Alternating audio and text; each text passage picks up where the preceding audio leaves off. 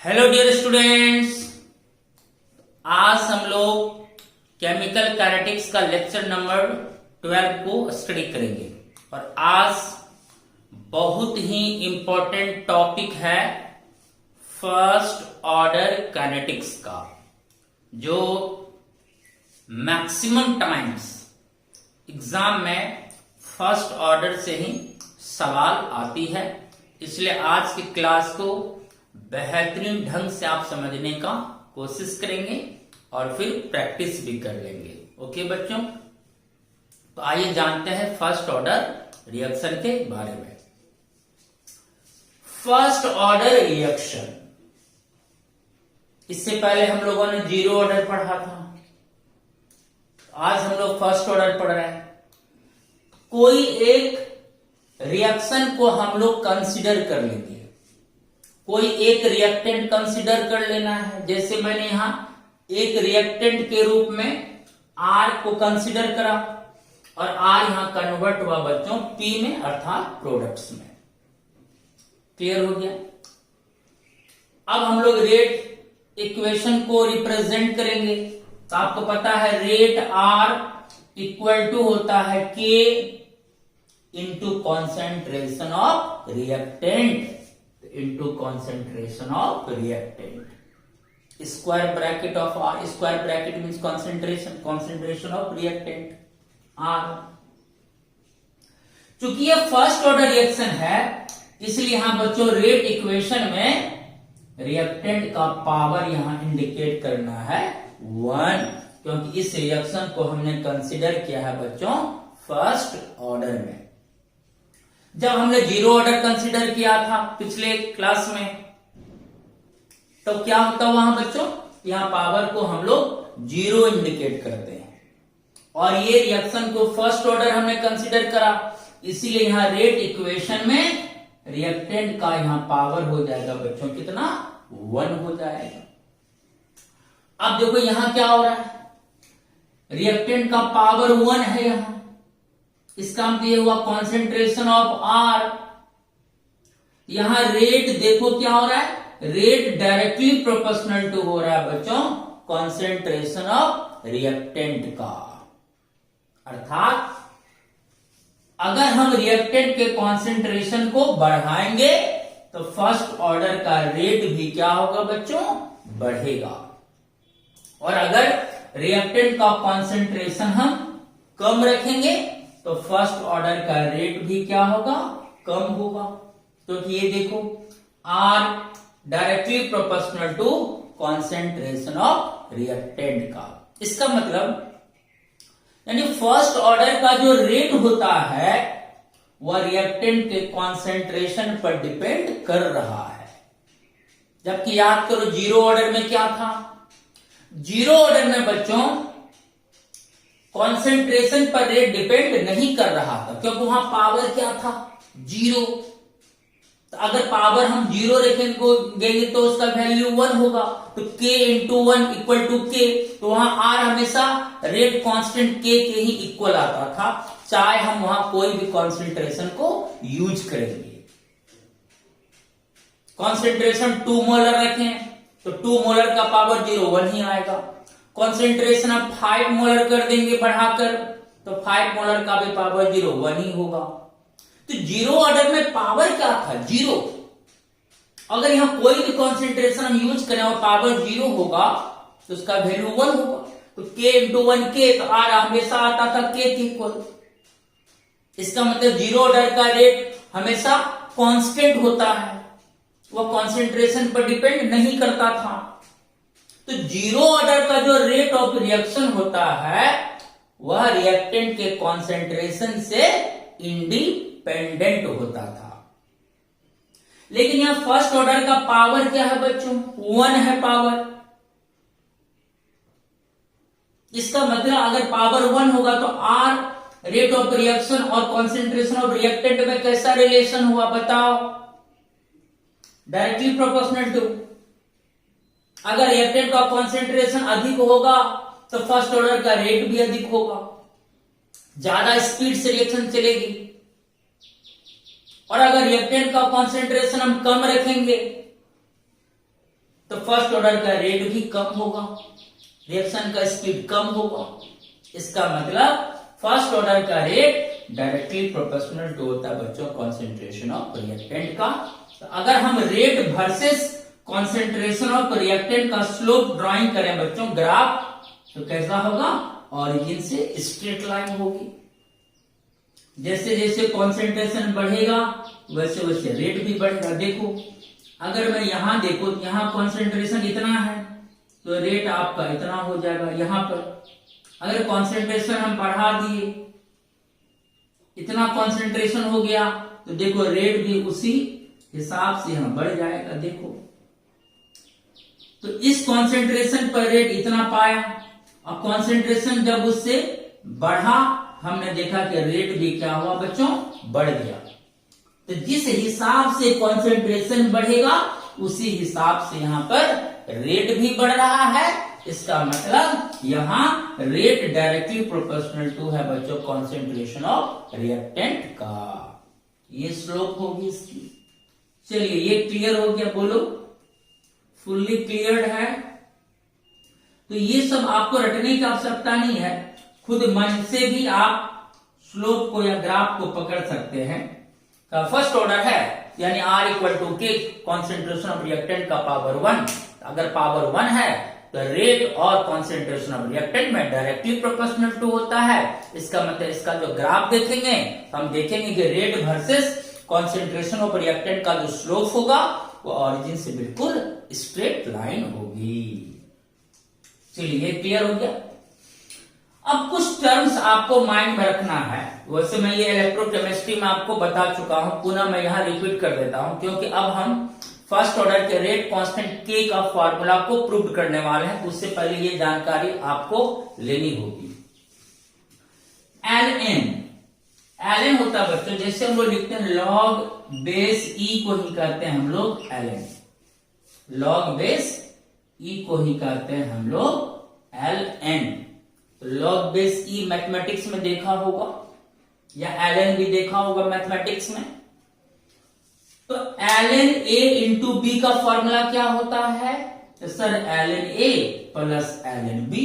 जैसे log A into B का formula क्या होता है, तो sir log A plus log B. ठीक उसी तरह L N A into B का formula L N A plus L N B होगा। जैसे लॉग ए अपॉन बी का फॉर्मूला बोलो क्या होता है, तो sir log A minus log B होता है। यानी भागा में यहां माइनस साइन हो जाता है और गुना में यहां प्लस साइन हो जाता है। तो log A upon B equal to होता है log A minus log B. उसी तरह L N A upon B equal to होता है L N A minus L N B. अगर कहीं आ जाए L N A minus L N B तो उसको हम लिख सकते हैं L N A upon B.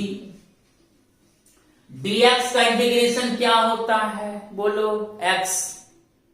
उसी तरह अगर आएगा कहीं पर dt का इंटीग्रेशन तो d, dA का इंटीग्रेशन तो a हो जाएगा। dx अपॉन x का इंटीग्रेशन होता है बच्चों ln x या log बेस e x हो जाएगा। तो dx अपॉन x का इंटीग्रेशन होता है ln x। ln जो नीचे में टर्म रहेगा उसके साथ यहां आ जाएगा। तो dx अपॉन x का इंटीग्रेशन ln x।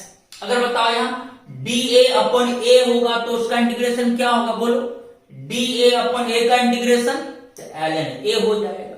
जैसे यहां dx अपॉन x का इंटीग्रेशन ln x, तो अगर dA अपॉन a होगा उसका इंटीग्रेशन हो जाएगा बच्चों ln a।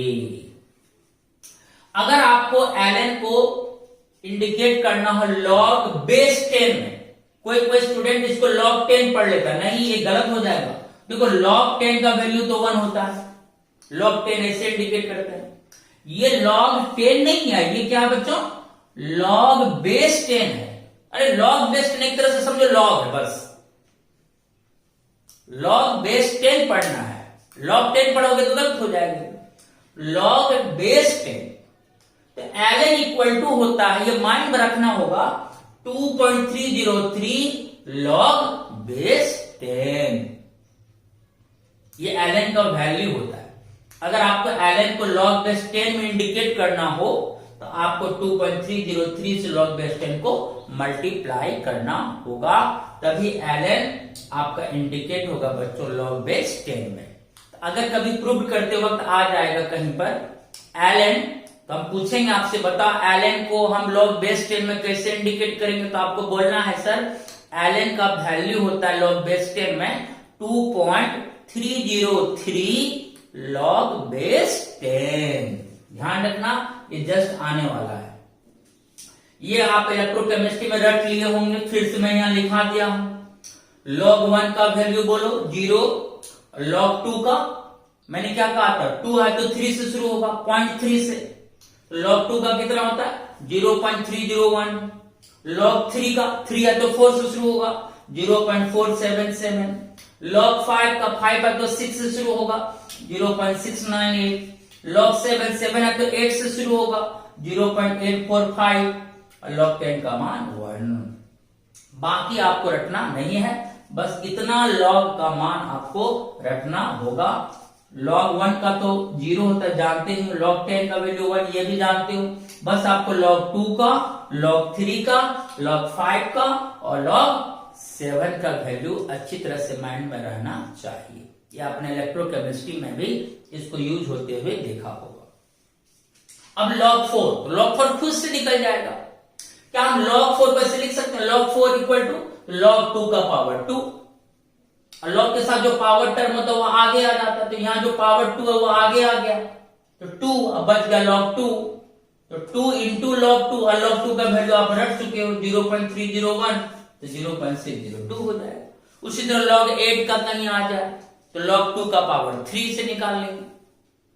इस तरह से बाकी log को आप कुछ भी कैलकुलेट कर सकते हैं। अब log हमको 9 का निकालना है तो लिख देंगे log 3 का पावर 2, तो जगह 2 log 3, और log 3 का मान आपको रटा हुआ है, तो log 9 का भी वैल्यू निकाल सकते हैं आप। अब जैसे कहीं आ गया log 100, log 100, तो 100 को लिख सकते हैं 10 का पावर 2, तो log 10 का पावर 2 हो गया, तो 2 किधर आ जाएगा आगे, हो जाएगा 2 log 10, और log 10 का वैल्यू 1, तो 2 इंटू 1 2 हो जाएगा। log 1000 का वैल्यू, तो 1000 को क्या लिखेंगे 10 का पावर 3, 3 आगे आएगा तो जगह 3 log 10, log 10 1, 3 इंटू 1 3 हो जाएगा। ये कुछ बेसिक आइडिया था जो आपको माइंड में रखना है, क्योंकि ये फर्स्ट ऑर्डर के फॉर्मूला में log टर्म आने वाला है, इसलिए आपको log को पुनः मैंने रिवीजन करा दी। इलेक्ट्रोकेमिस्ट्री में ये सारा टॉपिक्स आपने अच्छी तरह से स्टडी करा था। ओके बच्चों, जल्दी से स्क्रीनशॉट लीजिए। अब हम फर्स्ट ऑर्डर का रेट कांस्टेंट के फॉर्मूला को प्रूव्ड करने वाले हैं, जिस वे में जीरो ऑर्डर का रेट कांस्टेंट के का फॉर्मूला प्रूव्ड हुआ था, A naught minus A upon T, initial concentration minus final concentration of reactant upon time. ठीक उसी वे में फर्स्ट ऑर्डर का भी फॉर्मूला प्रूव्ड होने वाला है। ध्यान रखना dx अपॉन x का इंटीग्रेशन होता है बच्चों ln x, और ln का वैल्यू log base 10 में होता है 2.303 log base 10। log base 10 just like log समझो उसको, log 10 नहीं समझना है। ओके चलिए स्क्रीनशॉट लीजिए, जस्ट आते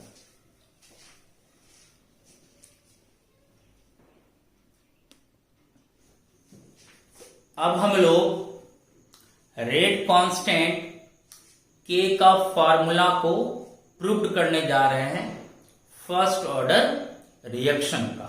आइए, रेट कांस्टेंट के of first order reaction in this class of reactions, comma the rate of the reaction is proportional to the first power of the concentration of the reactant R। ठीक, first order reaction है। जब हम लोग rate equation को represent करेंगे तो वहां reactant का पावर कितना यूज करेंगे बच्चों 1, तो फर्स्ट पावर होगा यहां किसका, तो concentration of the reactant R का। R गिव्स P, यहां रिएक्टेंट को हमने R कंसिडर किया है और उससे फॉर्म हुआ बच्चों क्या, प्रोडक्ट P। एग्जाम हॉल में कैसे प्रूव करना है तो अभी से आप इसको अच्छी तरह से देखते जाए। कोई एक रिएक्टेंट को कंसिडर कर लोगे, जैसे आर कंसिडर कर ली और उससे कन्वर्ट होगा क्या बच्चों, product P, R gives P. मान लेते हैं let initial concentration of reactant be R not, not means initial, अगर नॉट का सिंबल नीचे हो तो उसका मतलब initial concentration of reactant R not हमने मान लिया है बच्चों, यह रिएक्टेंट का क्या है, प्रारंभिक कॉन्सेंट्रेशन है। उस समय टाइम क्या है बच्चों, 0, क्योंकि अभी रिएक्शन स्टार्ट नहीं हुआ, अभी हमारे पास केवल रिएक्टेंट का कॉन्सेंट्रेशन है कितना, आर नॉट। अब रिएक्शन स्टार्ट होगी, टाइम धीरे धीरे प्रोसीड करेगा, आगे बढ़ेगी, तो रिएक्टेंट टूटना शुरू करेगा, यानी प्रोडक्ट में बदलना शुरू होगा। तो समय के साथ रिएक्टेंट का अमाउंट क्या होगा, घटेगा। तो मान लेते हैं कि कुछ समय के बाद रिएक्टेंट का जितना कॉन्सेंट्रेशन था उसमें से कुछ कॉन्सेंट्रेशन बदल गया, किसमें बच्चों, प्रोडक्ट में। तो प्रोडक्ट में जितना कॉन्सेंट्रेशन बदला, अब उसके बाद जितना शेष रिएक्टेंट का कॉन्सेंट्रेशन बच जाएगा आफ्टर टाइम टी, वही होगा बच्चों final concentration of reactant. Clear है ये?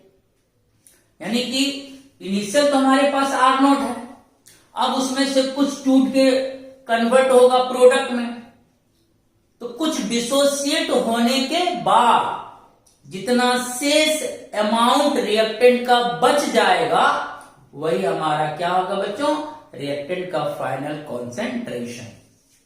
तो फाइनल या रिमेनिंग, एक ही बात, रिमेनिंग मतलब बचाओ, फाइनल या remaining concentration of reactant be R, इसको मैंने फाइनल माना है आर को, और आर नॉट को माना है इनिशियल। यानी आर नॉट में से कुछ कॉन्सेंट्रेशन टूट कर निकल गया कहां, प्रोडक्ट में।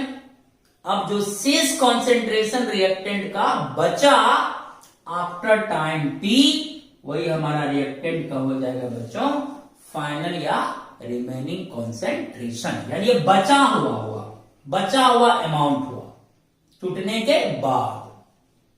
क्लियर हो गया यहां तक? ये हुआ इनिशियल और ये हुआ फाइनल। हमने मान लिया जीरो ऑर्डर में भी ऐसे ही हमने कंसीडर किया था, सेम। देखो प्रूफ का तरीका सेम है। अब चलो, अब रेट इक्वेशन को ड्राइंग करो। चलो बताओ क्या लिखेंगे, रेट। तो सर लिखिए रेट ऑफ रिएक्शन, यानी रेट स्मॉल आर से डिजाइन करते हैं रेट को। तो सर रेट इक्वल टू होता है के S into sir concentration of reactant. बिल्कुल सही, ऐसे एग्जाम हॉल में भी आपको प्रूव करना है अगर पूछा जाए तो। रेट इक्वल टू होता है सर के rate constant into concentration of reactant. तो रिएक्टेंट मेरा कौन है यहाँ, आर, तो कॉन्सेंट्रेशन ऑफ आर। क्लियर हो गया? और चूंकि ये फर्स्ट ऑर्डर रिएक्शन है, चूंकि हमने पहले ही कंसीडर कर लिया फर्स्ट ऑर्डर, यहाँ पावर कितना होगा बच्चों, 1। वैसे 1 आप इंडिकेट नहीं भी करना है, कोई बात नहीं, क्योंकि यहाँ कुछ नहीं है पावर, तो उसका मतलब ऑलरेडी यहाँ पर 1 है। 1 यहाँ इंडिकेट करने की वैसे कोई जरूरत नहीं है। यस सर, यहां तक समझ गए? अच्छा बताओ, जीरो ऑर्डर के प्रूफ में इसके बाद क्या किए थे? तो सर आपने रेट को इंस्टेंटेनियस रेट के फॉर्म में इंडिकेट किए थे। बिल्कुल सही जवाब। सेम यहां भी वही करना है। याद करो इंस्टेंटेनियस रेट शुरू की क्लासेस में। तो सर हम इसको लिख सकते हैं, सर आर को, रिएक्टेंट को हमें इंडिकेट करना है इंस्टेंटेनियस रेट के फॉर्म में। हम रेट को तो इंस्टेंटेनियस रेट से दिखा ही सकते हैं, इसलिए हम रेट को इंडिकेट कर लेते हैं इंस्टेंटेनियस रेट के फॉर्म में। तो बोलो रिएक्टेंट के साथ कौन साइन लगता है, माइनस, और रिएक्टेंट का जो कोफिशिएंट होता है उसे डिवाइड करते हैं। तो रिएक्टेंट के देखो कोफिशिएंट कितना है, 1, तो 1/1 तो 1 ही हो रहेगा, तो इंटू हो जाएगा बच्चों डी, क्योंकि इंस्टेंटेनियस रेट के साथ डी लगता है, into concentration of reactant R upon dt। ये तो पूरा प्रैक्टिस किए थे आप लोग। तो क्या हम रेट को ऐसा इंडिकेट कर सकते हैं, यस कि नो? यस सर, बिल्कुल कर सकते हैं सर। आपने 2 तरह का रेट पढ़ाया था, एवरेज रेट और इंस्टेंटेनियस रेट, लेकिन यहां इंडिकेट करेंगे इंस्टेंटेनियस, क्योंकि हमको इंटीग्रेट करना है यहां पर आगे। तो सर रिएक्टेंट के साथ माइनस लगता है, जो कॉफिशिएंट होता है उसे डिवाइड करते हैं, जहां कॉफिशिएंट 1 है तो सर 1/1 तो 1 ही रहता, इंडिकेट करने की जरूरत नहीं है। और इंस्टेंटेनियस के साथ डी लगता है into concentration of reactant upon dt. Clear हो गया, dr अपॉन dt। यस, आर के प्लेस पर इक्वल टू क्या बचा, k into concentration of R. Clear है, चलिए अब आगे बढ़ते हैं। अब एक काम करो, minus D concentration of R upon, ये जो आर टर्म है बच्चों तो उसको आर के साथ यूज करते हैं, तो क्रॉस करके इस आर को नीचे लाओ, ऊपर में भी आर तो नीचे में भी यहां आर रहेगा एक साथ, और dt को क्रॉस करके k के साथ भेज दो तो हो जाएगा k dt। चलिए कोई दिक्कत, नो सर। अब एक काम करो, अब एक मैं लाइन ड्रॉ कर रहा हूं, अब देखो इट इंप्लाइज दैट, चलो इधर का माइनस टर्म हटा के इधर कर देते हैं तो हो जाएगा D concentration of R upon R. एकदम आसान चल रहा है, अभी कोई भी आदमी प्रूव कर सकता है, हो जाएगा minus K D T. Clear है, इधर का माइनस हटा के इधर माइनस आएगा, minus K D. Yes sir, same zero order की तरह है सर। अब क्या करेंगे बच्चों, integrating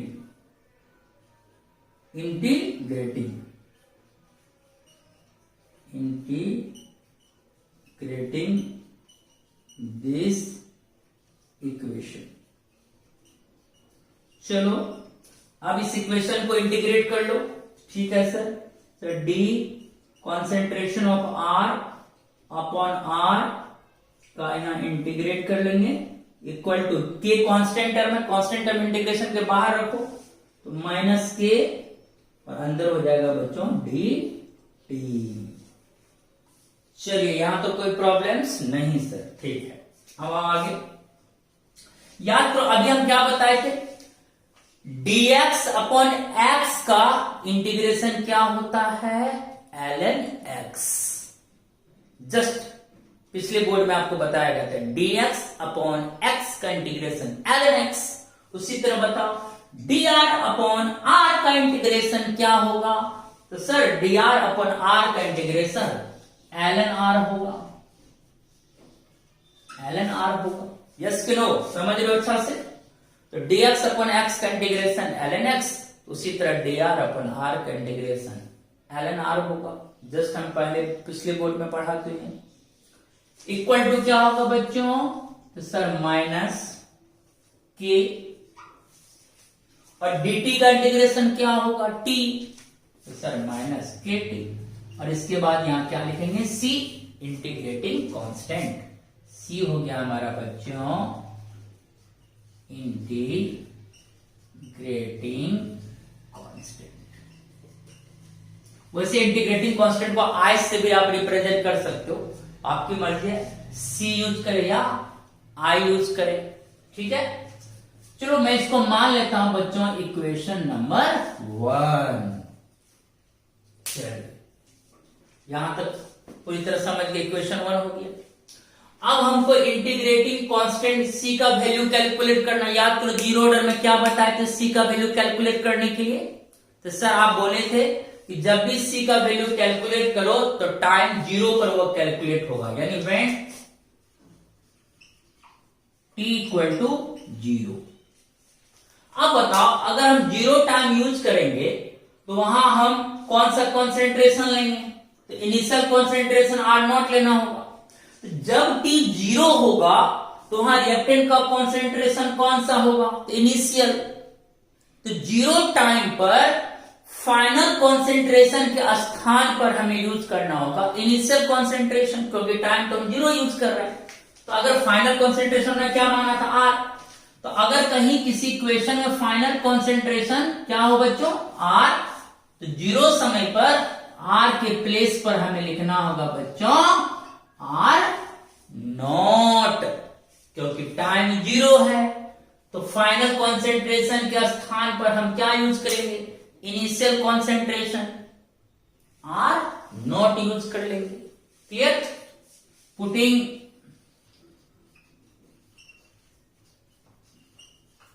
these values in equation first. अब हमें क्या करना है बच्चों, इस वैल्यू को इक्वेशन फर्स्ट में पुट कर देना है। तो देखो ln, देखो ln ये क्या है बच्चों, फाइनल कॉन्सेंट्रेशन R। तो फाइनल कॉन्सेंट्रेशन R के प्लेस पर यहां क्या यूज कर लेंगे, R not equal to minus K into time T. तो टी यहां क्या लियो, 0, तो 0 प्लस सी, ये टर्म 0 हो गया, मेरा 0 हो गया। तो C इक्वल टू मेरा क्या आया, it imply the C equal to आया सर ln R नॉट। इसको मान लेते हैं बच्चों इक्वेशन नंबर 2। देखो C का वैल्यू कितना इजीली निकल गया। सेम पैटर्न से हमने जीरो ऑर्डर को भी प्रूव किया था, सेम इसी पैटर्न पर आप देख सकते हैं, वहां भी यही आया था। T0 लिया तो फाइनल की जगह इनिशियल कॉन्सेंट्रेशन यूज किया इक्वेशन 1 में, तो हमारा C का वैल्यू कैलकुलेट हो गया। अब लिखेंगे from equation first and second, first and second से आगे बढ़ते हैं। अब देखो फर्स्ट इक्वेशन में यहां क्या मेरा ln R equal to minus K T plus C. अब C का वैल्यू मेरा आ चुका है, अब C के प्लेस पर बैठा देना बच्चों ln R नॉट। ये मेरा हो जाएगा बच्चों इक्वेशन नंबर 3। याद रखना एक ग्राफ हम ड्राइंग करेंगे तो वहां पर इस इक्वेशन का हम यूज करेंगे, इसलिए हम यहाँ इक्वेशन मान लिया बच्चों 3rd इक्वेशन, ताकि वहां पर प्लॉट ड्राइंग करने में हमें कोई प्रॉब्लम्स ना हो। इस इक्वेशन को माइंड में रखिएगा, मैं यही लिखकर वहां पर एक ग्राफ को ड्राइंग करूंगा इक्वेशन 3rd से। ठीक है, आगे बढ़ते हैं। अब ऐसा करो माइनस के टी को इधर लाइए, तो बोलो क्या होगा, के टी इक्वल टू से इक्वल टू होगा ln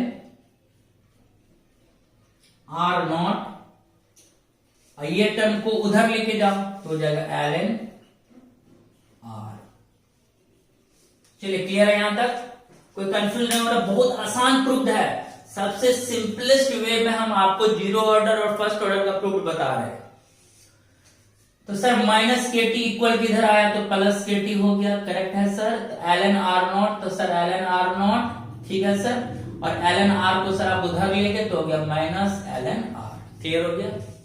अब अब यहां पर लिखेंगे बच्चों के टी इक्वल टू, अब बताओ, अभी आपने फॉर्मूला पढ़ा था ln A minus ln B, इसको टर्म में यूज कर सकते हैं।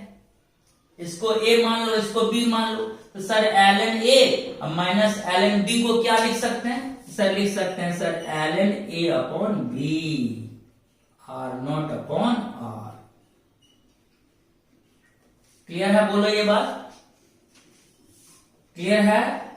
जैसे log A minus B equal to क्या होता है बोलो, तो log A minus log B को क्या लिख सकते हैं, log A अपॉन B। उसी तरह ln A minus ln B को क्या लिख सकते हैं, ln A अपॉन B लिख सकते हैं। बोलो यहां तक क्लियर है। अब आ जाओ, अब आगे क्या करना है, देखो अब आगे करना क्या, हमको निकालना है बच्चों k।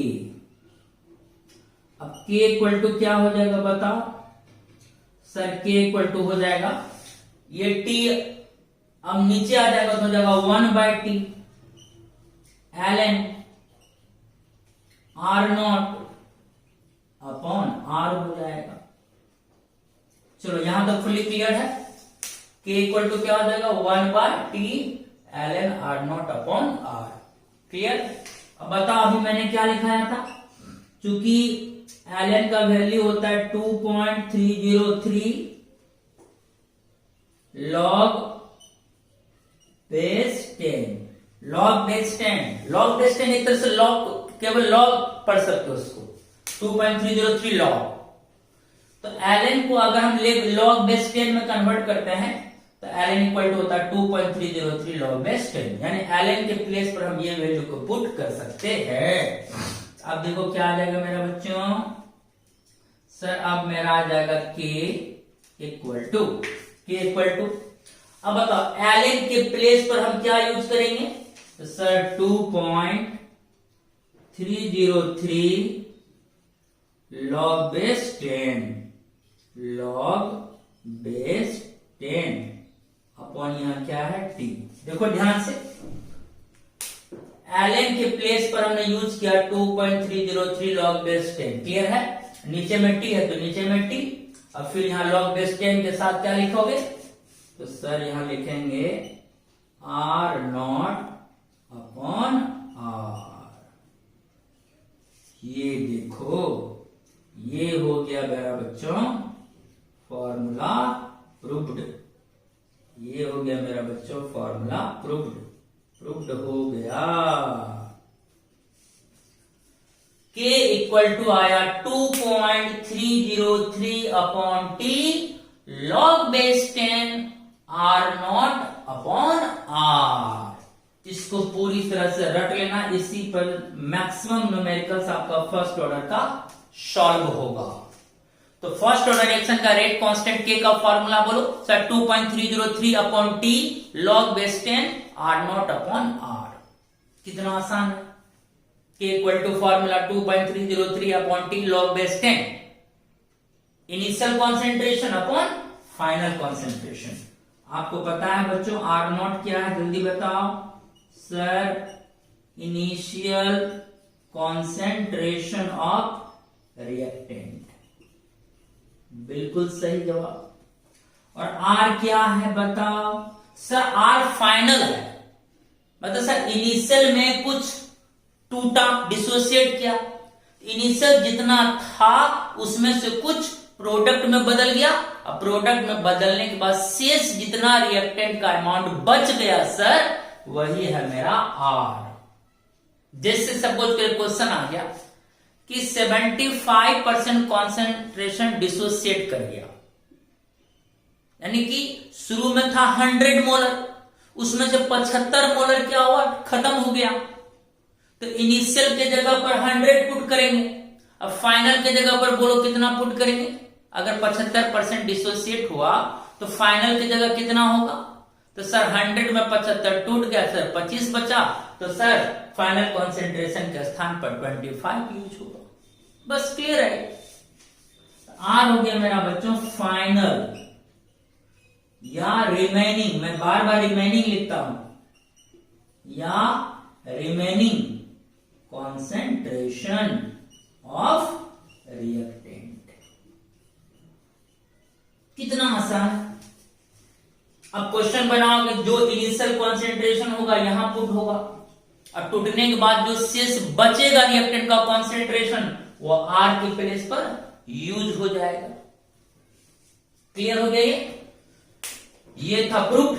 चलो अब आप खुद से मन ही मन प्रूफ कर सकते हैं। ऐसे कोई एक रिएक्शन कंसीडर कर लेंगे बच्चों, R gives P, rate equation draw करो तो R equal to K concentration of R का पावर 1, आर की जगह minus D R upon D T equal to K into concentration of R, R को नीचे लाओ minus D R upon R equal to K D T, minus इधर से हटाओ, D R upon R equal to minus K D T, integrating करो तो D R upon R का integration minus K बाहर होगा, डी टी का integration D R upon R का integration L N R equal to हो जाएगा minus K T plus C. Equation 1 C का वैल्यू निकालो, वेन टी इक्वल टू 0 तो R equal to R naught उसके प्लेस पर बैठाएंगे तो मेरा इक्वेशन सी इक्वल टू आ जाएगा फाइनली, सी का मान मेरा आ जाएगा एल एन आर नॉट।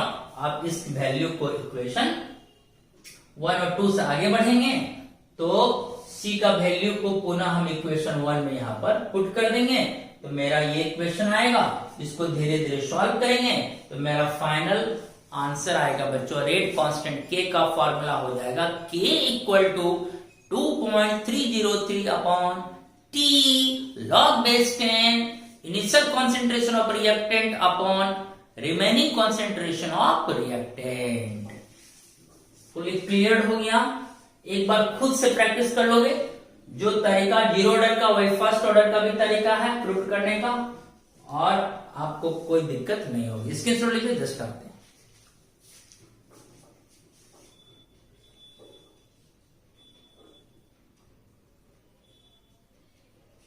चलिए अब हम लोग उसी फॉर्मूला को दूसरे तरीके से ड्राइंग करते हैं ताकि आपको न्यूमेरिकल्स बनाने में और आसान लगे। अनदर फॉर्म देखो बच्चों,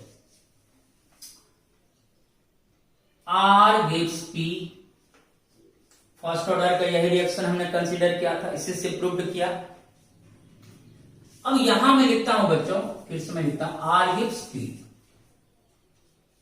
आर गिव्स पी। यहां लिखते हैं बच्चों initial concentration T equal to 0। ठीक, इनिशियल मतलब टाइम वहां 0 है, अभी स्टार्ट नहीं हुआ रिएक्शन। तो इनिशियल हम मान लेते हैं कि इस रिएक्टेंट का कॉन्सेंट्रेशन मान लेते हैं बच्चों A। माना कि रिएक्टेंट R का प्रारंभिक कॉन्सेंट्रेशन है कितना A, और अभी यह टूटना शुरू नहीं हुआ क्योंकि अभी रिएक्शन स्टार्ट नहीं हुआ, इसलिए अभी प्रोडक्ट का निर्माण नहीं होगा। तो प्रोडक्ट साइड इनिशियल में क्या होगा बच्चों 0। अब concentration after time T, T समय के बाद, मानो समय 0 से 10 मिनट हो गया, 5 मिनट हो गया, यानी कुछ समय हो गया रिएक्शन में। तो हमने क्या देखा, T समय के बाद A में से X कॉन्सेंट्रेशन बदल गया प्रोडक्ट में, समय आगे बढ़ा। अब रिएक्टेंट धीरे धीरे टूट के बदलेगा किधर बच्चों प्रोडक्ट में। तो समय के साथ रिएक्टेंट का कॉन्सेंट्रेशन डिक्रीज करेगा। तो मान लेते हैं कि A में से X कॉन्सेंट्रेशन बदल गया किसमें बच्चों प्रोडक्ट में। तो बताओ अगर A में से X कॉन्सेंट्रेशन प्रोडक्ट में बदल गया तो बोलो T समय के बाद अब रिएक्टेंट का कॉन्सेंट्रेशन कितना बचा रह जाएगा, तो सर A माइनस एक्स। इधर प्रोडक्ट साइड क्या बनेगा X। तो ये हुआ इनिशियल कॉन्सेंट्रेशन, और ये क्या हो गया बच्चों फाइनल या remaining concentration after time T। ठीक, और X क्या हो गया degree of dissociation, degree of dissociation. Clear है। अब याद करो कि हमने इनिशियल कॉन्सेंट्रेशन क्या माना था R0, प्रूफ के समय में R0 माना था, और यहां इनिशियल कॉन्सेंट्रेशन A माना, तो R0 के प्लेस पर हम A यूज कर सकते हैं। और फाइनल कॉन्सेंट्रेशन मेरा था R, तो यहां हमारा फाइनल कॉन्सेंट्रेशन क्या A माइनस एक्स, तो R के प्लेस पर यूज कर सकते हैं बच्चों A माइनस एक्स। बोलो ये बात समझ में आया। अरे इनिशियल हमने R0 माना था, तो R0 के प्लेस पर यहां A हो गया, और फाइनल क्या माना था R, टूटने के बाद जो शेष बचा रह जाएगा R, तो A में से X टूट गया तो रिएक्टेंट का रिमेनिंग कॉन्सेंट्रेशन कितना बचा रह गया A माइनस एक्स, तो वही मेरा A माइनस एक्स क्या होगा फाइनल। तो यानी फाइनल कॉन्सेंट्रेशन के स्थान पर क्या होगा बच्चों A माइनस एक्स। हमारा K का फॉर्मूला क्या था अभी sir 2.303 upon T log base 10 R0 upon R समझ रहे हो, ये फाइनल है भाई, खपत होने के बाद जो रिएक्टेंट का शेष मात्रा बचा रह गया वही हुआ मेरा R। इसी को हम ऐसे भी लिख सकते हैं बच्चों K equal to 2.303 upon T log base 10 R0 के प्लेस पर A upon A minus X final की जगह। आप इससे भी न्यूमेरिकल सॉल्व कर सकते हैं। देखो 2.303 upon T log base 10 A upon A minus x. A क्या है इनिशियल कॉन्सेंट्रेशन, ठीक, A माइनस क्या है A माइनस एक्स फाइनल, यानी A में से X टूटेगा तो शेष जितना बचेगा वो फाइनल हो जाएगा। जैसे एक सवाल में लिखा हुआ वही 75% डिसोसिएटेड। इसका मतलब शुरू में कितना था बोलो 100, तो ए के प्लेस पर 100, उसमें से कितना टूट गया 75, यानी ए की जगह 100 आप माइनस 75 कर देंगे, एक्स का मान वहां 75 हो जाएगा और ए का मान 100 हो जाएगा। तो 75% डिसोसिएट किया, यानी कि 100 में 75 खत्म हो गया, तो ए की जगह पर 100 आप माइनस 75, यहां कितना बचेगा 25, तो ए माइनस एक्स का वैल्यू क्या हो जाएगा 25 हो जाएगा। और यहां पर आप इस फॉर्मूला में डायरेक्ट यहां आर के प्लेस पर 25 यूज कर लेंगे, या वैसे जो अच्छा लगे। क्लियर हो गया? एग्जाम में प्रूव करना हो तो बस इस फॉर्मूला से प्रूव हो जाएगा। और अगर न्यूमेरिकल्स बनाना हो तो इनिशियल की जगह आप ए भी इंडिकेट कर सकते हैं और फाइनल की जगह ए माइनस एक्स। फाइनल क्या हुआ, इनिशियल में कुछ टूटा, तो मान लो कि इनिशियल में एक्स टूटा, तो फाइनल कितना बचेगा ए माइनस एक्स, तो फाइनल की जगह पर कितना होगा ए माइनस एक्स। बोलो क्लियर हो गया ये बात? चलिए, बहुत अच्छी बात, बहुत अच्छी तरह से आप लोग समझ भी रहे हैं। चलिए अब हम आगे बताते हैं। अब हम प्लॉट्स ड्राइंग करेंगे। Plots, plot L N R versus time.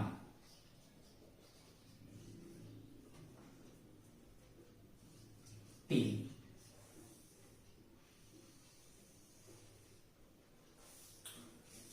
यानी L N concentration of reactant, square bracket को क्या पढ़ते हैं कॉन्सेंट्रेशन, आर क्या है मेरा रिएक्टेंट है, तो ln concentration of reactant versus time का हमें अभी एक ग्राफ को ड्राइंग करना है फर्स्ट ऑर्डर का। तो चलते हैं हम यहां से फ्रॉम इक्वेशन थर्ड। अभी अभी मैंने कहा था इक्वेशन थर्ड की जरूरत पड़ेगी। इक्वेशन थर्ड में देख लो कॉपी में क्या है, एलन आर इक्वल टू होगा माइनस के टी प्लस होगा बच्चों यहां एलन आर नॉट। देख लो कॉपी एक बार, इक्वेशन थर्ड देखो, प्रूफ के समय जो इक्वेशन थर्ड आया था उसमें लिखा होगा L N R equal to minus K T plus L N R naught. अब देखो ये किस पर आ गया, y equal to M X plus C पे। क्लियर है? देख लो y equal to M X plus C पे, ये हो गया y का वैल्यू, x के अलॉन्ग हम टाइम लेंगे और c का ये वैल्यू हो गया। देखो आप एक प्लॉट ड्राइंग कर लो खुद से।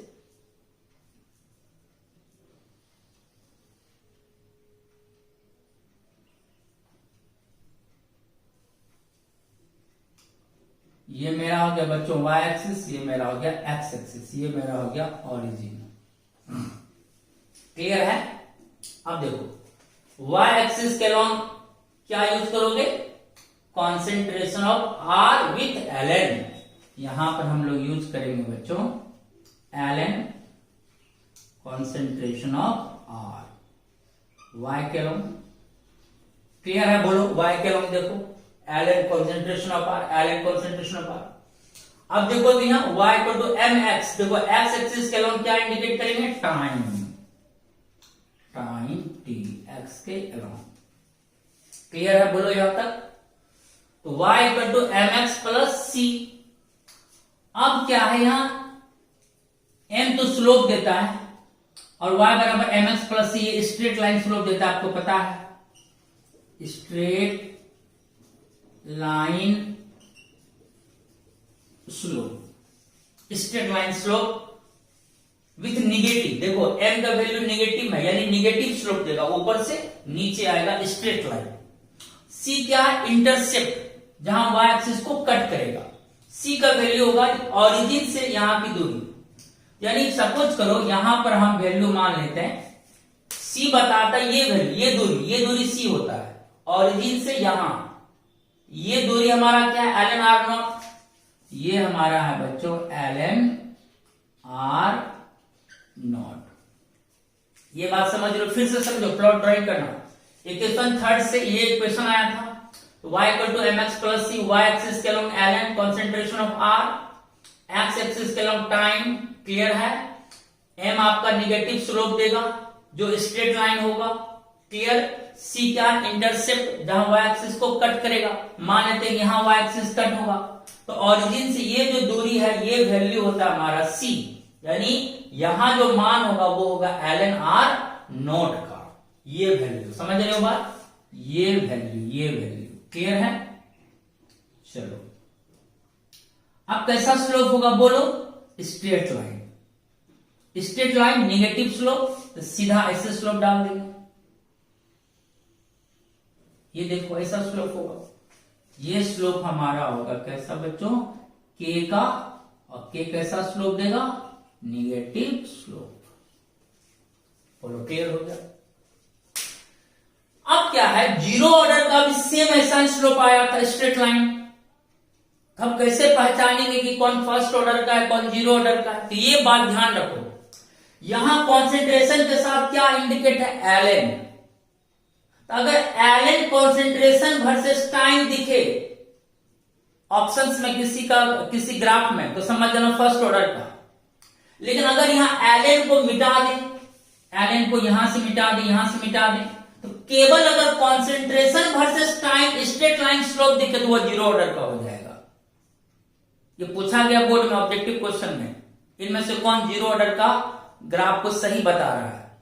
अगर केवल ऐसे रहता कॉन्सेंट्रेशन वर्सेस टाइम तो जीरो ऑर्डर का, क्योंकि जीरो ऑर्डर में भी सेम ऐसा स्ट्रेट लाइन स्लोप आती है।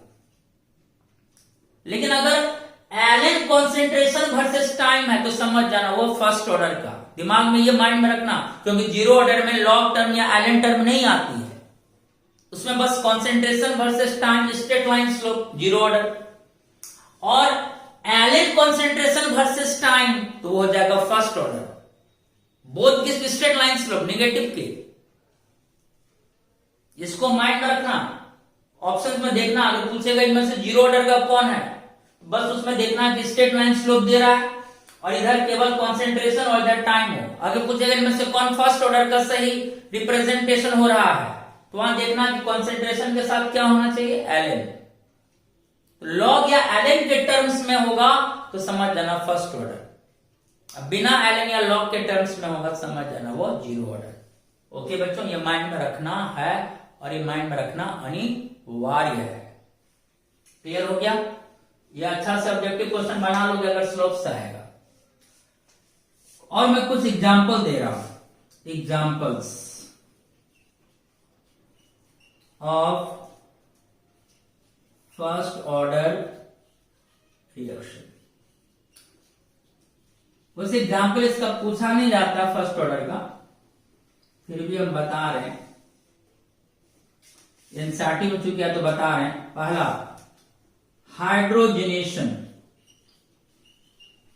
हाइड्रोजिनेशन ऑफ इथीन,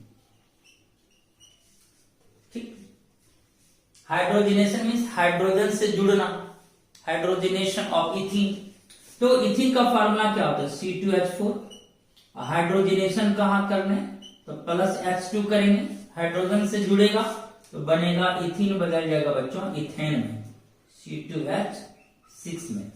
यह एग्जाम्पल एक फर्स्ट ऑर्डर का है, क्योंकि इसमें दो रिएक्टेंट है लेकिन रेट केवल डिपेंड करता है इथीन पर, H2 पर डिपेंड नहीं करता है।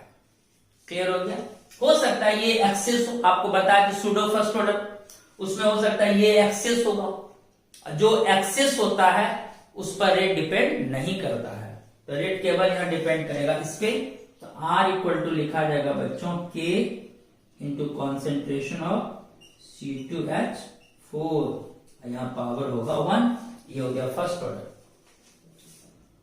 दूसरा है जो कि बहुत ही इंपॉर्टेंट है, नेचुरल,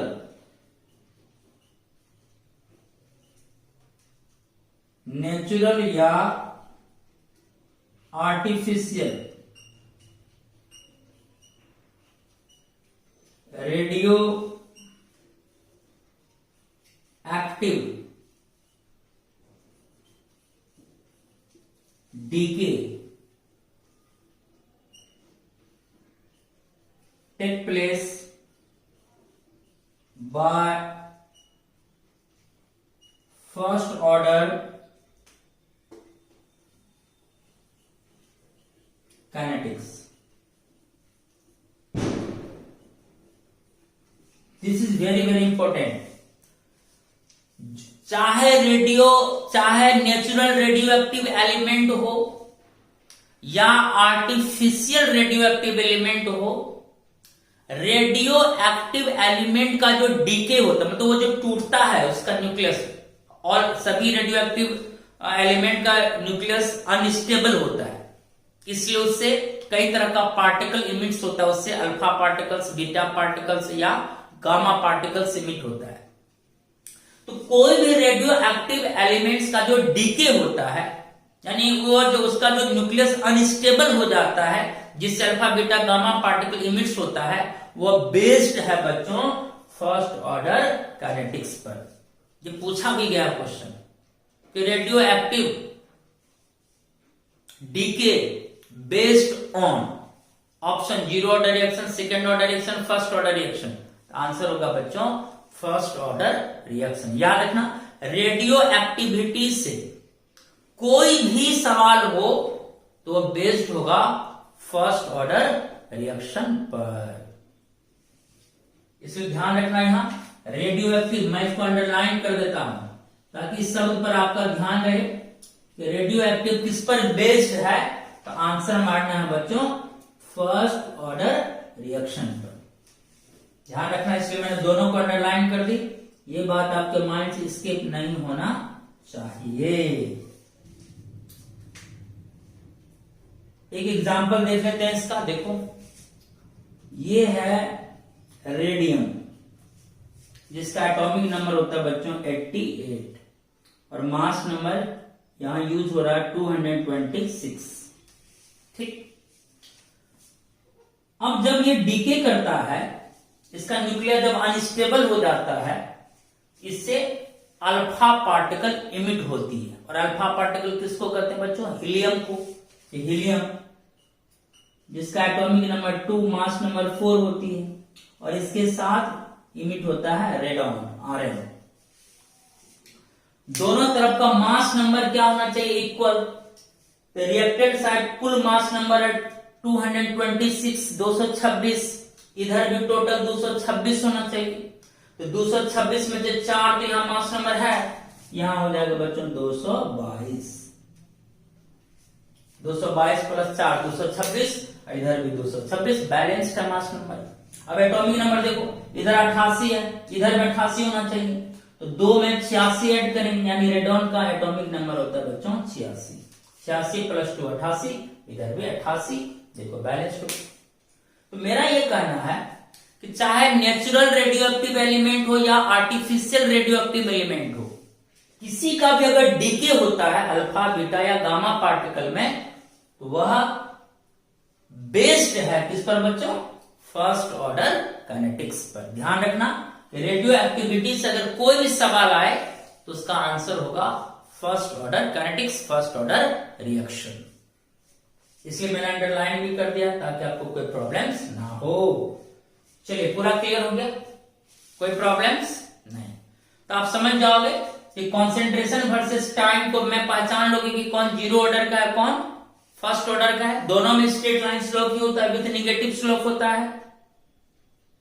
बस अंतर यहां है कि अगर केवल होगा कॉन्सेंट्रेशन वर्सेस टाइम तो वह जीरो ऑर्डर का होगा, और अगर एलन कॉन्सेंट्रेशन वर्सेस टाइम है तो समझ जाना बच्चों वो फर्स्ट ऑर्डर का है, क्योंकि दोनों का स्लोप सेम ही होता है, स्ट्रेट लाइन। लेकिन दोनों में थोड़ा सा फर्क है कि फर्स्ट ऑर्डर में कॉन्सेंट्रेशन के साथ एलन यूज होता है, और जीरो ऑर्डर में कॉन्सेंट्रेशन के साथ कोई भी लॉग या एलन टर्म यूज नहीं होती है। मजा आया? बेहतरीन ढंग से हमने आपको समझाने का कोशिश किया। ये थी कहानी फर्स्ट ऑर्डर की। प्रूफ का आप बहुत अच्छा तरह से प्रैक्टिस कर लेंगे 1-2 बार। बहुत सिंपल वे में प्रूफ करके दिखाया। इंटीग्रेशन जहां आया तो मैंने वहां पहले ही बता दिया कि dr अपॉन r का इंटीग्रेशन ln r होगा। ln का वैल्यू कितना होता है लॉग बेस 10 के टर्म में? तो 2.303 लॉग बेस 10। इसलिए कोई प्रॉब्लम्स आपको नहीं होगी, चाहे वो मैथमेटिक्स वाला हो या बायो वाला स्टूडेंट्स हो। ओके बच्चों, स्क्रीनशॉट लीजिए, जस्ट आते।